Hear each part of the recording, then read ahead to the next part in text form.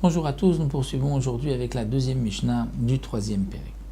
La Mishnah nous dit Batsek shebesinke areva. Sur un pétrin, il peut y avoir parfois des fissures. On avait l'habitude à l'époque, pour conserver le pétrin, pour ne pas le jeter tout de suite, de mettre de la pâte, de la laisser sécher sur le pétrin, et ainsi le pétrin va être renforcé, ne va pas se casser. Lorsqu'on a de la pâte qui a été trouvée ainsi, bisinke, c'est-à-dire sur les fentes, sur les fissures d'un pétrin, le Tana de la Mishnah nous dit s'il y a l'équivalent d'un kazaït, équivalent du volume d'une olive, à un endroit, chayav lever, on doit l'enlever, on doit avant Pessah, le brûler. Pourquoi ? Parce que si c'est un kazaït, on ne le laissera pas là-bas. Demain, on viendra, on le prendra, on lui donne une importance. Et donc, on transgressera Pessah. Et sinon, batel bemiuto, il est batel. S'il y a moins qu'un kazaït, il est batel. Et à ce moment-là, on peut le laisser puisqu'il fait partie maintenant du pétrin. Le Tana poursuit, nous dit Vechen leïnyan atuma. De même, par rapport au dinim de Touma, d'impureté. C'est-à-dire, à l'époque où il y avait donc la pureté et l'impureté, il fallait faire attention qu'un reptile mort ne touche pas un pétrin, parce que sinon c'est un cli qui va devenir impur, et si ensuite à l'intérieur on met de la terouma, on ne pourra plus la manger, ou si on se rend ensuite au Beth Amikdash, avec ce keli. Le Beth Amikdash, c'est un endroit où il ne devait pas pénétrer de choses impures. Donc le Tana nous dit, nous avons pour la Touma un pétrin, et il y a un morceau de pâte qui est posé, on a laissé sur une fissure du pétrin. Si un chéretz, un reptile mort, touche la pâte, est-ce que cela veut dire qu'il a touché le kéli ou il n'a touché que la pâte? C'est la pâte qui est impure, parce que si c'est la pâte qui est impure, la pâte ne peut pas rendre ensuite impur le kéli. Alors là, le Tana nous dit, s'il y a un kazaït, alors là aussi, il y a une khatitsa, c'est-à-dire que ça fait écran avec la touma, et ça ne fait pas partie du pétrin, donc il a touché la pâte et pas le pétrin, moins qu'un kazaït. Alors tout dépend. Si il est makpid, c'est-à-dire si il se dit non, je veux le garder, je ne veux pas le laisser ici à ce moment-là, donc c'est une khatitsa, donc ça a touché, le reptile a touché la pâte mais pas le pétrin, mais s'il n'est pas makpid, il dit je peux le laisser ici. Donc là c'est comme si le pétrin a touché directement le reptile mort, ce n'est pas le reptile mort a touché la pâte, il a touché le pétrin, puisque la pâte fait partie maintenant du pétrin.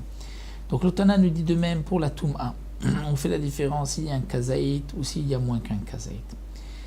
Et im makpid à la frotzetz, là le Tana poursuit, nous explique le Barthénora, c'est-à-dire les autres jours de l'année où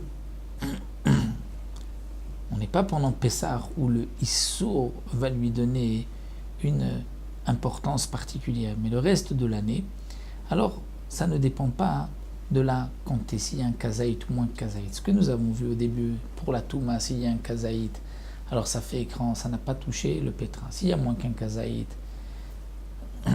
alors dans ce cas-là, puisqu'il n'est pas makpid, ça s'annule. Ça c'est seulement pendant la fête de Pessah où on fait une différence entre un kazaït ou pas. Mais tout au long de l'année, comme il n'y a pas d'interdiction de Hametz, donc là, on ne tiendra compte que d'une seule chose. Est-ce que je veux laisser cette pâte à cet endroit-là ou est-ce que je veux l'enlever? Donc là, le Tana vient de dire, si je suis makpid, je ne veux pas laisser, je vais l'enlever. Alors, chotzetz, même s'il y a moins qu'un kazaït, ça fait écran, ça ne fait plus partie du pétrin. Et donc, si le reptile mort a touché la pâte, n'a pas touché le pétrin. Et si je veux laisser cette pâte dans le pétrin, dans les fissures du pétrin, là, même si ça fait plus qu'un kazaït, ça s'annule au pétrin, et c'est comme si c'est une partie du pétrin, le reptile mort qui aura touché ce morceau de pâte, c'est comme s'il a touché le pétrin. Le Tana termine avec un autre din, Batsak acheresh. Batsak acheresh, c'est une pâte cheresh. C'est quoi cheresh? Cheresh, c'est les sourds et muettes. Qu'est-ce que cela signifie? Normalement, pour savoir est-ce qu'une pâte a fermenté ou pas, il suffit de taper. Et en fonction du bruit, du son, la résonance, on va savoir si elle est déjà devenue chametz ou pas. Donc batzet acheresh, c'est-à-dire une pâte que lorsqu'on tape, elle ne nous laisse rien entendre. On ne sait pas est-ce qu'elle est devenue chametz ou pas. Alors c'est simple, on va voir s'il y a une même pâte qui a été pétrie en même temps, qui est déjà à côté chametz, donc on se dit celle-ci aussi elle est devenue chametz. Et s'il n'y a pas d'autre pâte, donc là nous dit le Barthénora, il y a le fameux shiur 1000, c'est-à-dire qu'on sait que pour devenir chametz, il faut au moins l'équivalent de marcher 1 mille. 1 mille c'est 1 kilomètre, donc c'est 18 minutes, c'est les fameuses 18 minutes que nous savons dans la fabrication de la matzah, où il faut que ce soit terminé dans les 18 minutes, parce que on sait qu'il faut au moins 18 minutes pour que la pâte devienne chametz, donc à partir du moment où la farine a été au contact avec de l'eau. Donc lorsque on a une pâte à côté, on va voir est-ce qu'elle est devenue chametz ou pas, mais si on n'en a pas, là on tiendra compte de ces 18 minutes. Voici ce que donc le Barthénora nous a rajouté ici sur cette Mishnah.